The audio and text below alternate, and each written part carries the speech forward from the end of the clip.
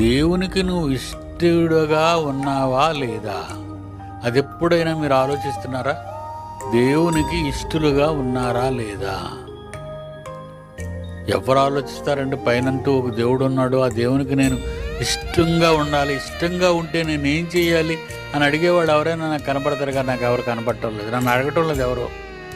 ఏమండి డాడీ గారు, మేము దేవునికి ఇష్టలుగా ఉంటే ఏం చేయాలి అని అడుగుతారా? అడగరండి. మేమే కోరుండి ప్రసంగాల్లో చెబుతాం మీకు, దేవునికి ఇష్టలుగా మారండి, దేవునికి ఇష్టలుగా మారండి. దేవుడు ప్రేమను కోరుకునేవాడు, పగను కోరుకునేవాడు కాదు, ద్వేషమును కోరుకునేవాడు కాదు.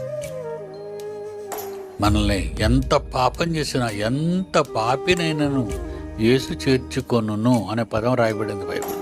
ఎంత పాపినైనను, నువ్వెంత పాపివైనా